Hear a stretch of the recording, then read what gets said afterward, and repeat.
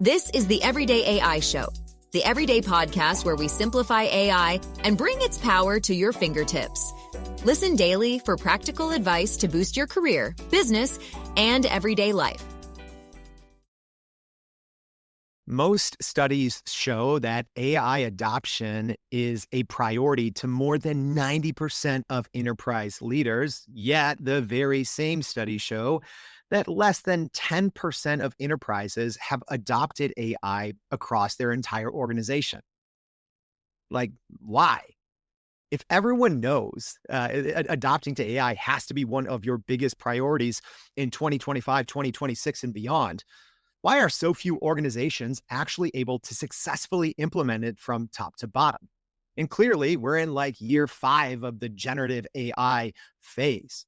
There has to be common pitfalls that we've seen over the first couple of years, and there has to be an enterprise leader out there that can help us solve some of those problems. Oh, wait, that's exactly what we're going to be doing today on Everyday AI. What's going on, y'all? Welcome to Everyday AI. This is your daily live stream podcast and free daily newsletter helping everyday business leaders like you and me not just keep up with what's happening in the world of AI, but how we can leverage all this information and grow our careers and companies. If that's what you're trying to do, it starts here with the unedited, unscripted live stream podcast. But if you want to take it to the next level, make sure to go to our website at youreverydayai.com. There, we're going to be recapping today's conversation, and it's going to be a great one in the free daily newsletter. So make sure you check that out. And if you do want the latest in the AI news, that's going to be in the newsletter as well. But we got a great show lined up for you all.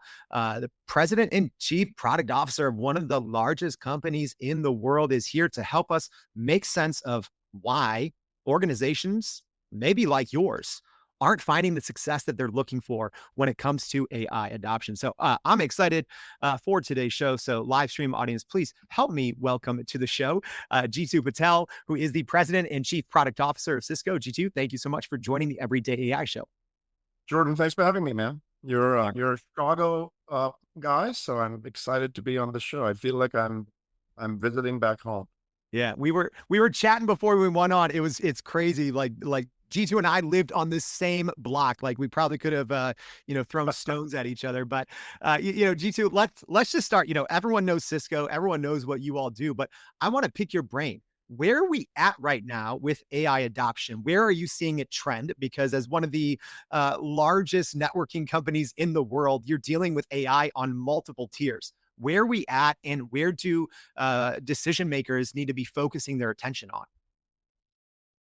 If you look at what's happened, Jordan, over the course of the past 3 years, I know you said 5 years, but in earnest, it was November of 2022 when ChatGPT really hit like an exponential curve in the market, and literally every company got on notice to say we need to have an AI strategy, right? And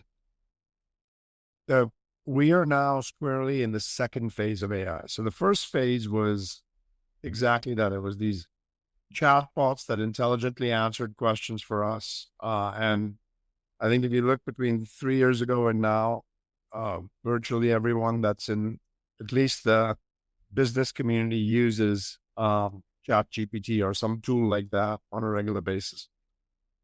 We're now moving to the second phase of AI, which is moving from these chatbots to agents that can get tasks and jobs done almost fully autonomously. So it's no longer just about I ask you a question, I get back an answer. It is now about making sure that you can have full-fledged workflows within companies get automated. We're moving from a world of individual productivity to workflow automation. And that's, it's fascinating to see the speed at which this is actually moving, because there's an exponential curve of compounding of just like how quickly these things are progressing in the market.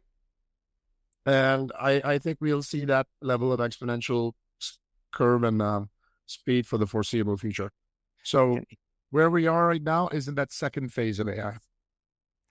And you bring up a great point, right? Because it was just, 3 years ago, barely, that, we were looking at a technology like ChatGPT and seeing how big it could be. And here we are 3 years later, and looking back at that technology, you're like, that's archaic.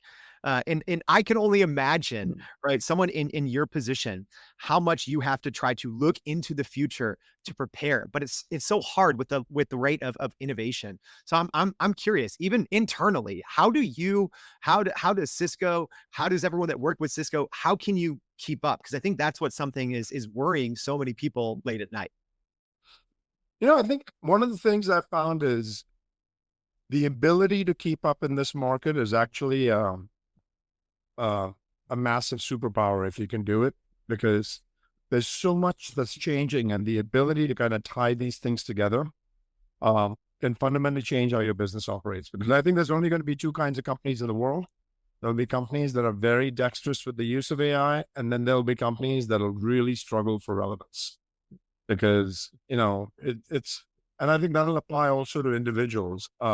If we don't kind of move with the times and fundamentally, um, you know, digest this kind of new movement that's happening, this new platform shift that's happening, you will find yourselves, kind of left behind. And we're seeing this everywhere we go. Like you know, uh, there's about 80% of the customers, we recently did a survey, said that they were actually doing something with agentic workflows and AI. 80%, 4 out of 5, Number. right? 2/3 of them, so over 66%, said, hey, I'm finding that these things are either meeting or exceeding my expectations. But what we found was the ones who are doing really well with it are the ones that actually started early in experimentation. The ones that kind of were waiting on the sidelines, they're having a hard time and they're struggling a little bit. So my one piece of advice would be, don't wait for this technology to get perfected. Start experimenting so that you can get a feel for how the market's evolving. You can get an instinct, because that instinct's going to be really important as this technology gets more and more sophisticated, because it's the longer you wait, the harder it is to catch up. Mm. That's a great point. And, I do want to circle back to the agentic side later and some of the threats and opportunities that brings. But I want to get to the heart of it. Let's Yeah. get to these three big obstacles. And this is something I see these studies all the time, right? Everyone says, oh, AI is a top priority, every C-suite, every board member. But if you look at top to bottom implementation, it's so few companies. So maybe let's go over, from your vantage point, what are those three big obstacles holding adoption back? Yeah, I think the way that we've thought about this long and hard, and like, what is what's going to hold these massive kind of 8 billion people on the planet? How do we make sure that every single one of those 8 billion people can do 50 times more than what they could do before AI came about? Like, what would that take, right? And so the first big impediment is we simply don't have enough infrastructure in the world to power the needs for AI, to satiate the needs of AI. What does that mean? What does infrastructure mean? You don't have enough power in the world, enough electricity to be able to fuel these data centers that are going to be needed for AI. That's number one. You don't have enough compute capacity in the world. The GPUs that companies like NVIDIA and AMD make, we just don't have enough compute capacity in the world. And then you don't have enough network bandwidth in the world.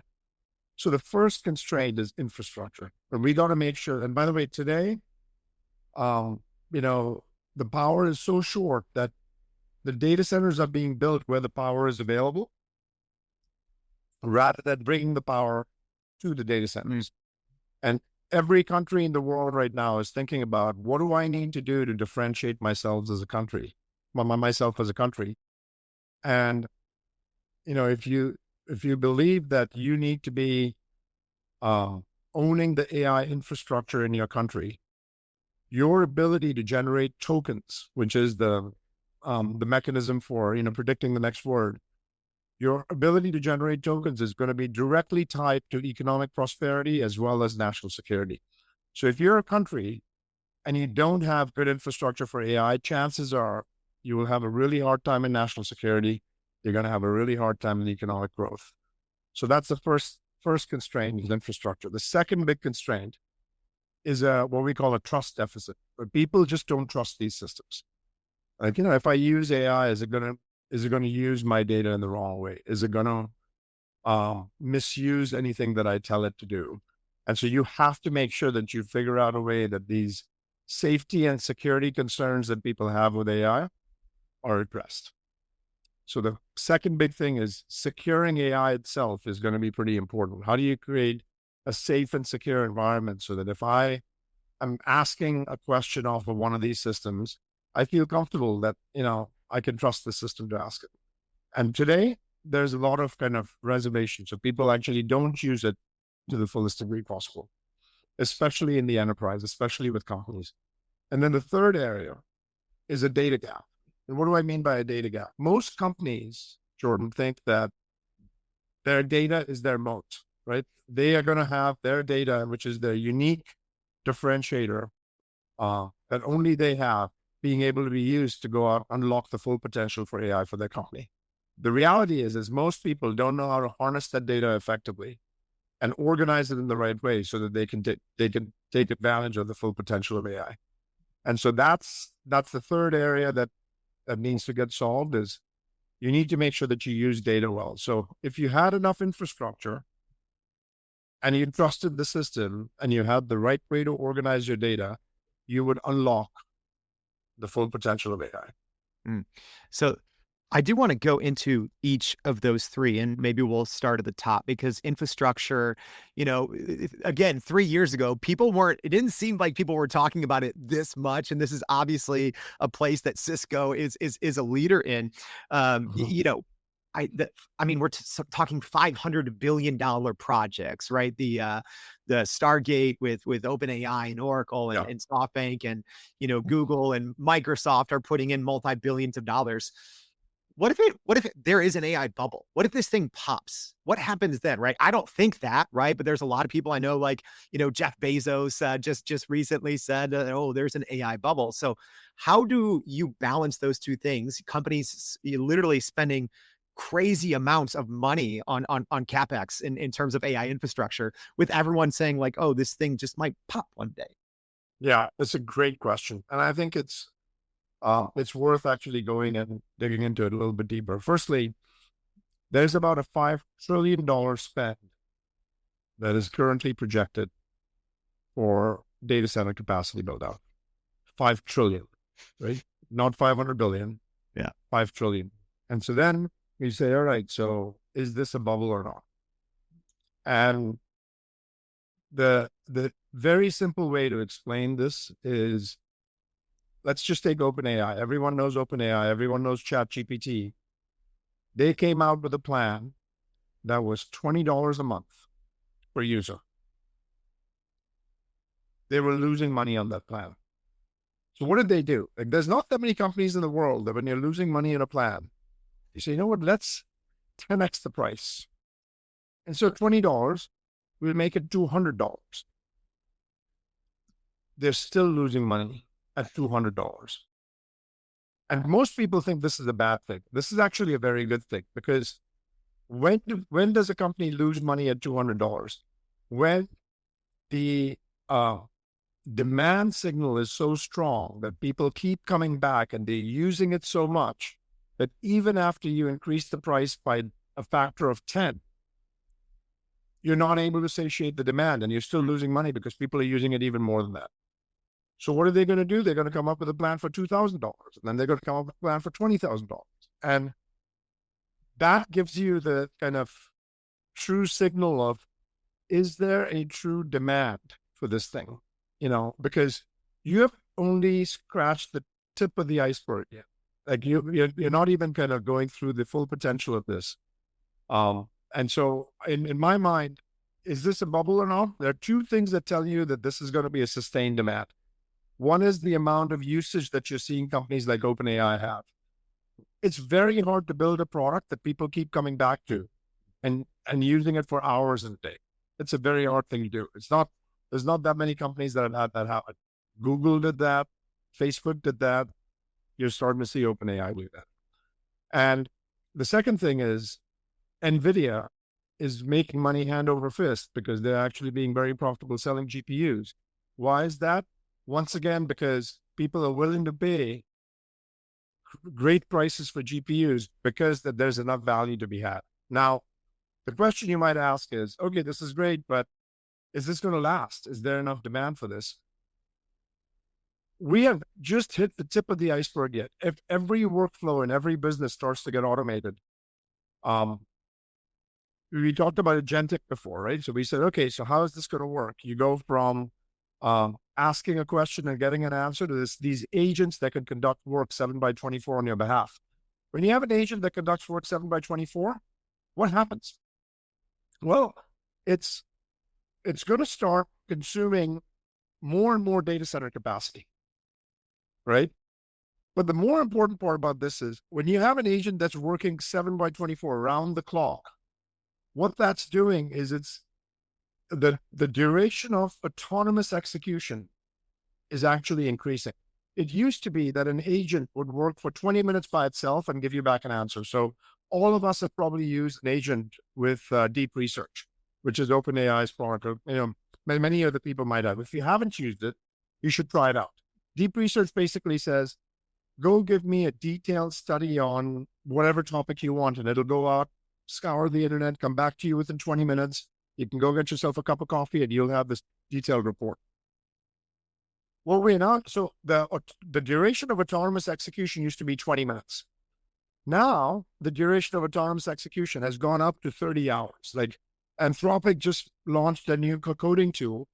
For 30 hours, this system worked by itself without any human intervention in just going out and writing code for 30 hours.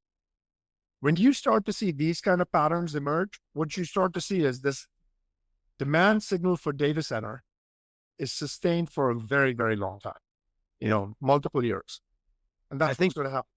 Yeah, I think that's a great transition to the second step. And I'm glad you brought up the 30-hour from Anthropic, because I think a lot of people have been talking about that lately. So one thing you keep in mind to your question is you can have overinflated companies and you can have one of the largest kind of platform shifts ever known to humankind. And both those conditions can hold true. So yes, there is a bubble with some companies.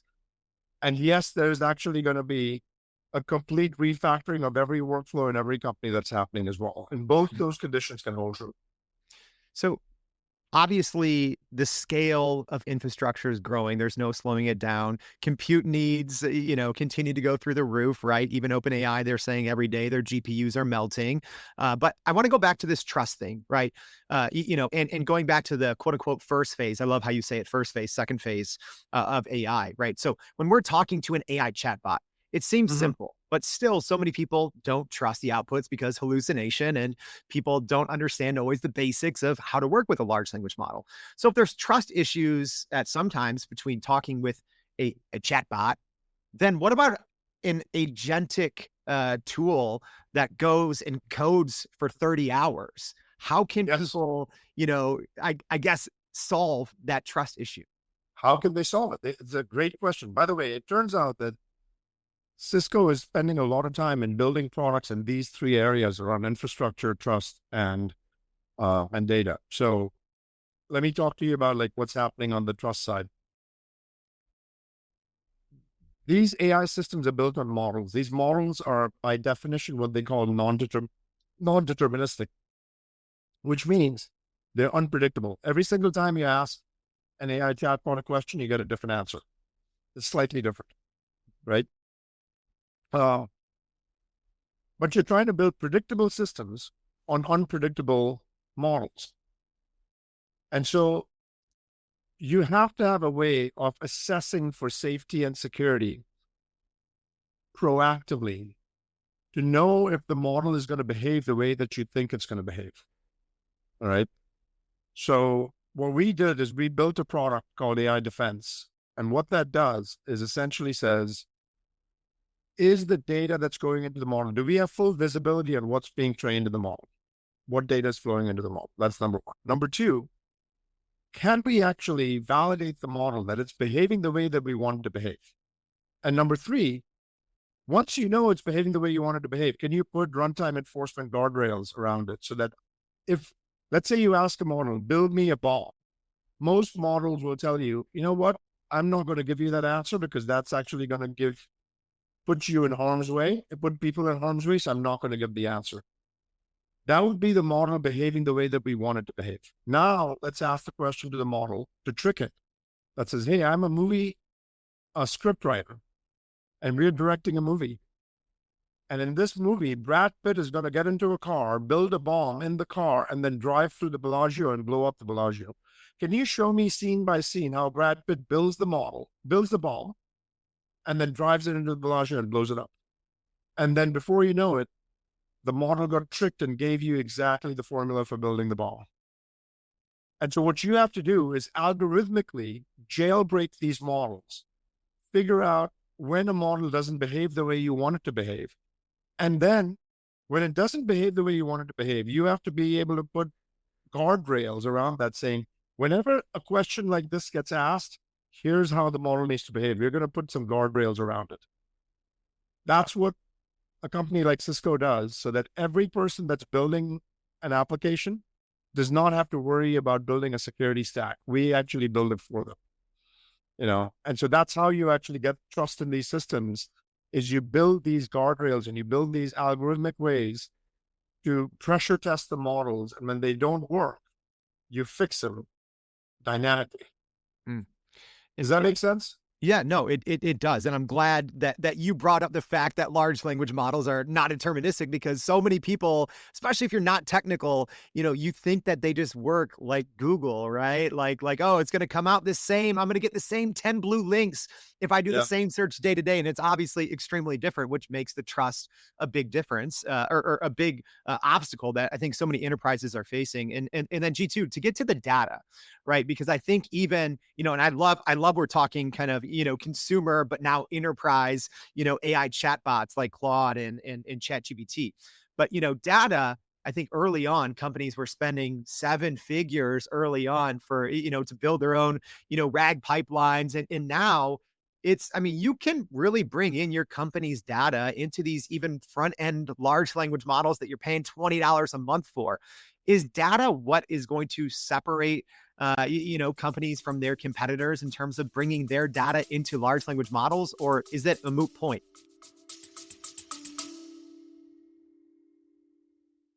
Are you still running in circles trying to figure out how to actually grow your business with AI? Maybe your company has been tinkering with large language models for a year or more, but can't really get traction to find ROI on Gen AI.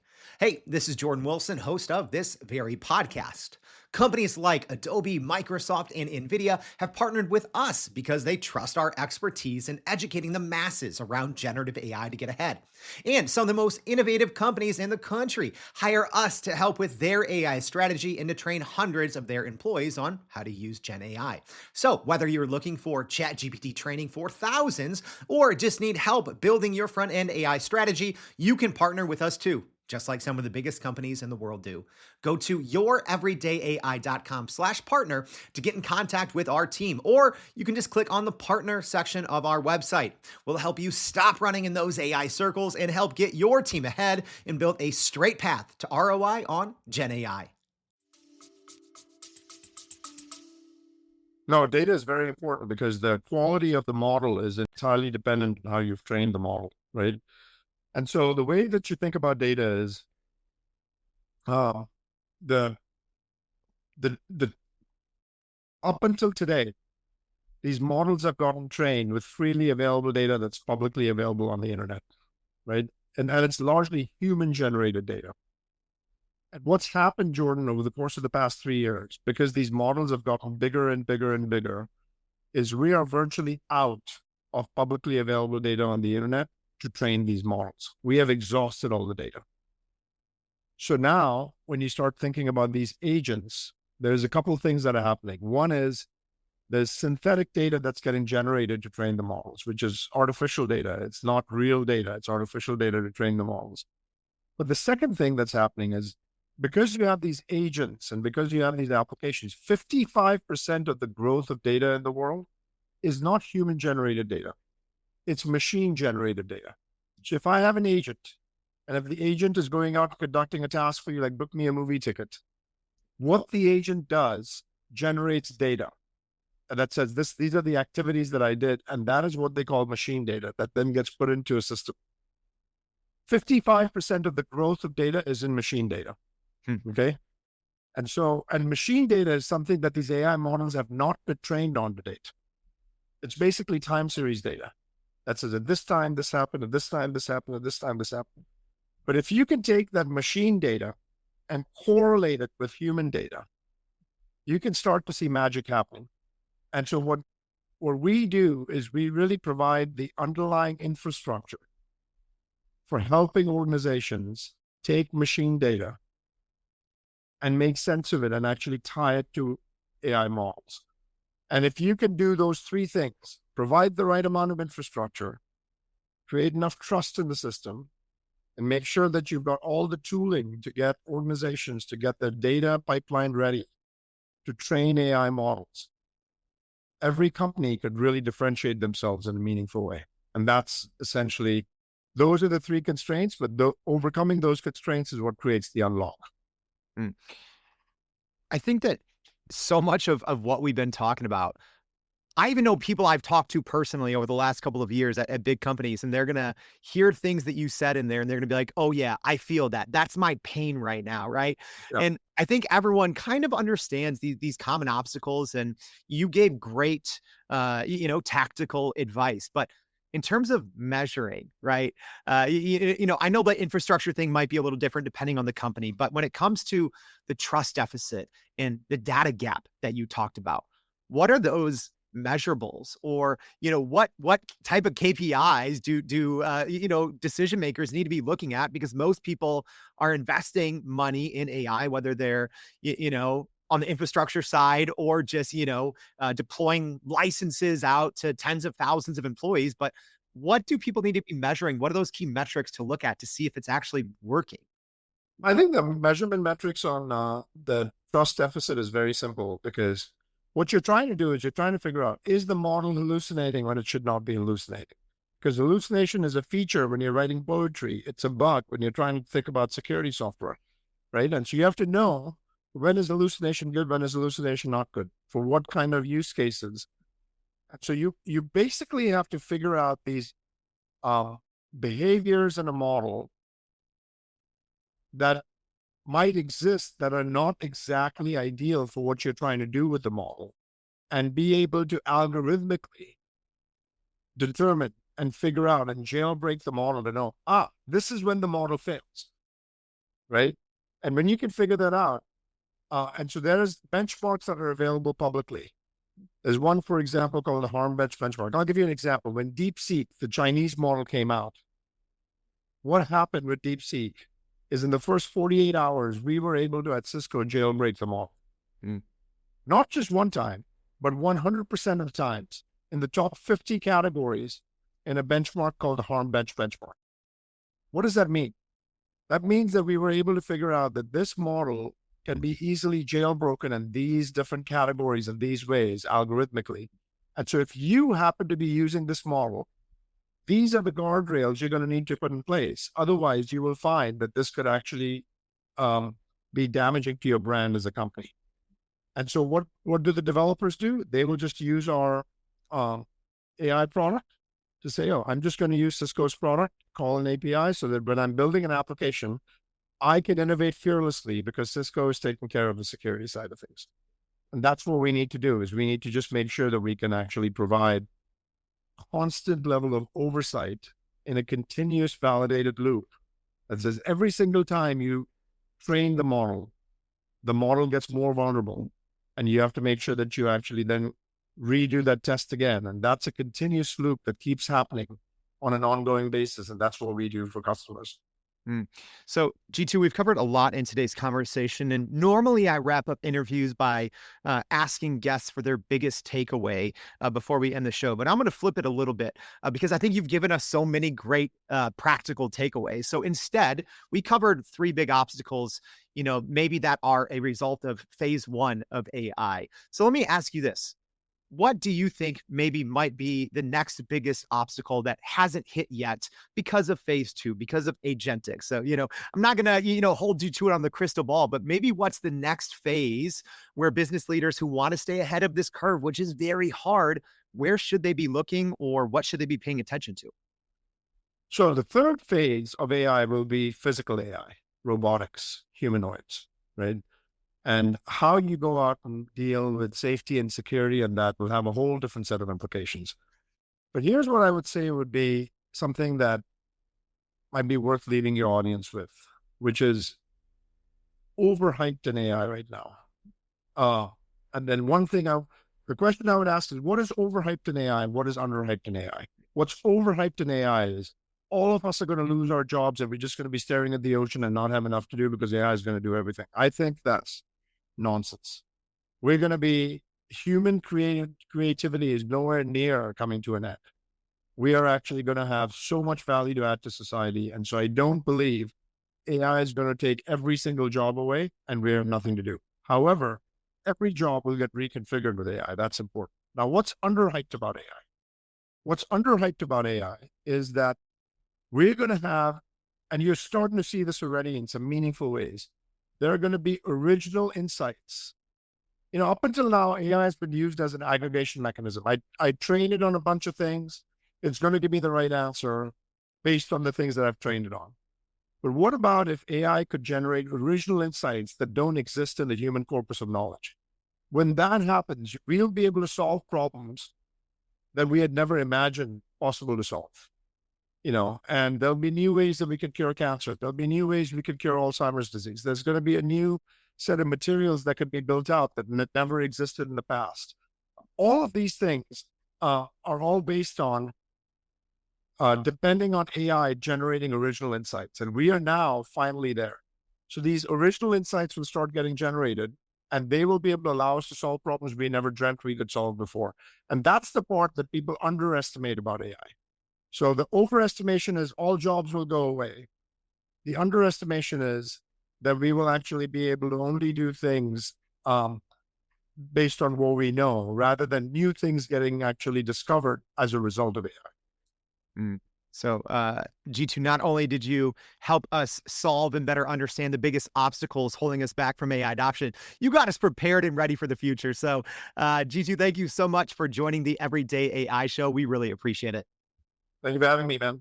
All right. And if you missed anything, y'all, don't worry. We're going to be recapping it all in today's newsletter. So if you haven't already, go to youreverydayai.com. Thanks for tuning in. We'll see you back tomorrow and every day for more Everyday AI. Thanks, y'all. And that's a wrap for today's edition of Everyday AI. Thanks for joining us. If you enjoyed this episode, please subscribe and leave us a rating. It helps keep us going.